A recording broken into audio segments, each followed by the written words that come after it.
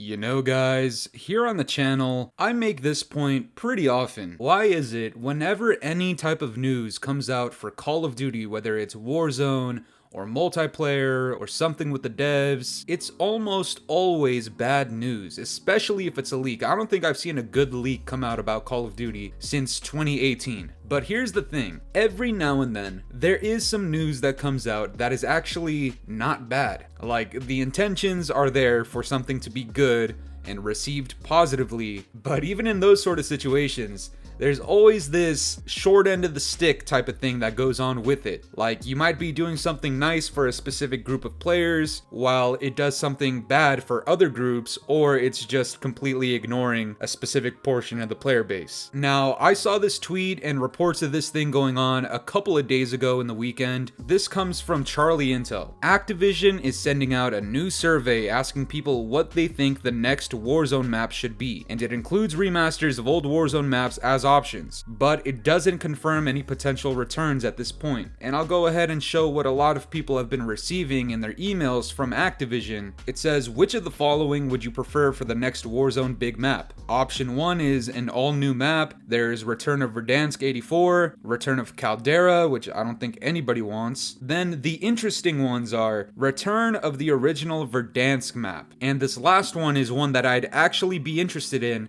if I actually cared about Warzone, but it's Return of the Blackout map from Black Ops 4. And you guys know I'm not big on Warzone, I don't really care about that stuff, but if they were to bring back Blackout, I think that'd be kind of cool, I'm not gonna lie. But yeah guys, this looks like it's a good thing, right? Raven and Infinity Ward, they're sending out this email with Activision to the community, to the player base. Now, I haven't received anything like this, but maybe other streamers have, or maybe, you know, people who are very in tune with Warzone and have their connected accounts, and the intentions behind this are very good. In my opinion, I think it's a good thing. My question is though, where is this sort of energy, and where is this sort of action and communication with the multiplayer fan base? Can anybody answer that? You know what's kind of funny about this, guys? You're essentially map voting in an email to Activision for Warzone, but in multiplayer, where we have, well, we're supposed to have like 10, 12 maps at launch at the bare minimum, we don't even have map voting as an option in the game.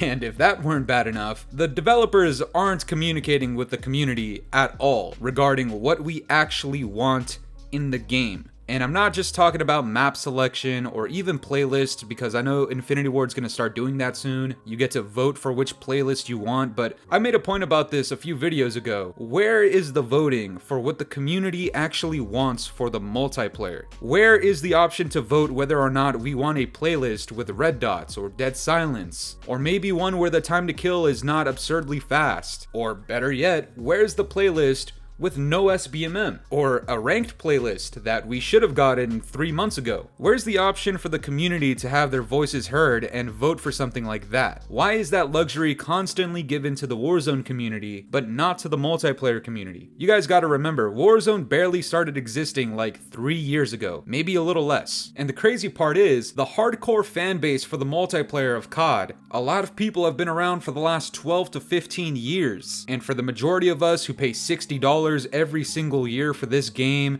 and this year it's $70, we don't get any sort of luxuries like this. Something as simple as voting for maps. Yet in a free-to-play title where you literally pay nothing, all of a sudden you can cast your vote and have your voice heard. Mind you, this is a $70 game that is arguably broken at times. There's very minimal content, and of that content, it's almost all lackluster. Deadbeat developers that suck at making updates, they're very anti-community, and the most we get is playlist voting on Twitter. Majority of those playlists are probably going to be between Shoot the Ship, Shipment, Shoot House, some sort of small map mosh pit, or possibly in Season 2 it'll be whatever the new maps are, likely Museum, and hopefully it's not Castle, but it might be Castle. And you know what, guys? I have a rhetorical question for you guys. It's a real question, but I just want your guys' opinion on this. Do you think Warzone ruined Call of Duty? Because from my perspective, it is one of the things that actually did ruin COD for me. And from my perspective, there's like 5 things that did that. First one being MW 2019 and its existence, and the current SBMM system, the seasonal content that has never been good in COD before, the birth of Joe C COD, and Warzone. Warzone. I think those 5 things are actually what ruined COD. And you know what's funny? Whenever the developers actually did communicate with the community and they gave us that blog post, you know, the biggest thing the multiplayer actually got was just them tweaking their janky perk system that didn't have to exist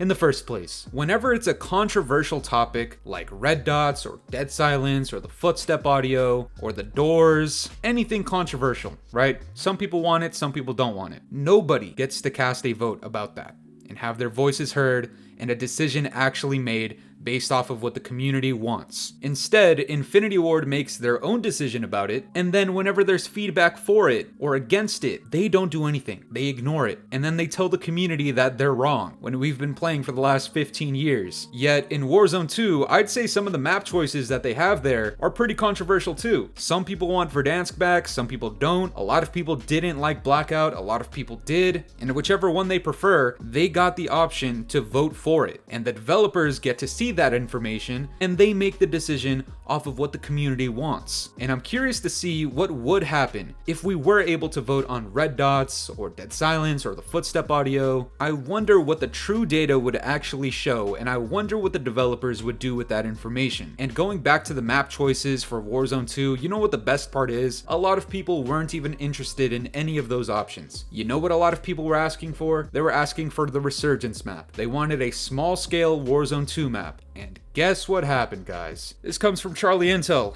First teaser for the new Resurgence map in Warzone 2. The TAC map will be revealed tomorrow. Not only are they being given the opportunity to decide things for the game, but the one thing they actually cared about, a new map. They want some news, they want something new to look forward to. They're receiving it tomorrow, and it's the exact thing they've been asking for. Not to mention all of the fundamental issues with Warzone 2 was addressed by a lot of content creators, a lot of people in the community. You could say people were complaining and crying and ranting and bitching for views. Well, guess what happened? Those people got heard, and all of their concerns, for the most part, not only were addressed, but they got fixed. Where is that luxury for multiplayer, and why is it that people who are paying actual money for their experience on the multiplayer are not even being given the opportunity to vote on something that could easily better the entire game? People want to say, oh, red dots don't fit in the game. Well, let's see. Nobody has seen what this game plays like with the red dots enabled on the map. What if it increases the pace of the game? What if the shitters who have been constantly catered to since MW 2019, what if they actually get better with red dots? What if they enjoy their experiences more with red dots? But going back to this whole Resurgence thing, notice how people have the option to vote on a new map, a brand new map, or a remastered map, and on top of that, they are receiving the Resurgence map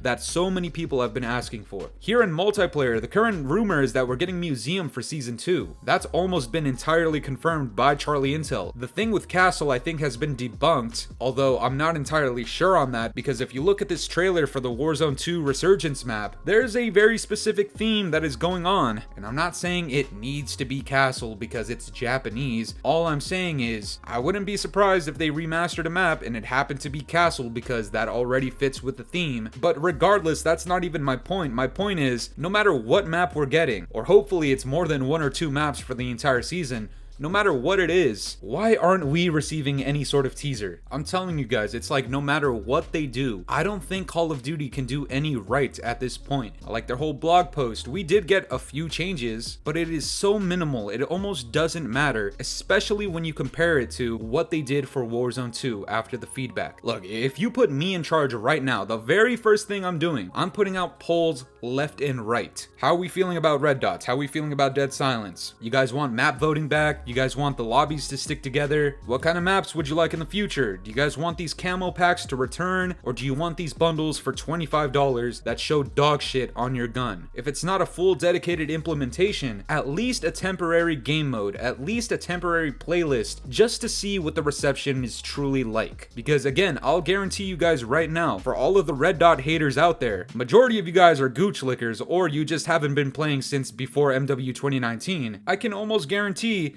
that if you got to play this game with red dots enabled, you might even enjoy your time even more. But again, there's no way to know because the developers never take action on something like that. And if that's not bad enough, the multiplayer community doesn't even get the opportunity to vote on something like that. It's obvious they tried something with their vision, no red dots, using this whole compass thing, no dead silence, just anti-movement, anti-community, anti-enjoyment, anti-common sense. They tried it. We gave them their opportunity in MW 2019. Warzone saved MW 2019, gave this false perception that MW 2019 was a really good game. Here in MW2, they're not even considering what the community has to say. Infinity Ward, we tried it your way. You guys obviously suck. The multiplayer community is so down bad right now. You truly hate to see it, guys. I'm curious to know what an alternate reality looks like where Warzone never came in to save MW 2019. Everybody got to see all of the flaws with that game and why it was truly not enjoyable, why it did not deserve the success that it kind of got, and every single Call of Duty after that would maybe have not been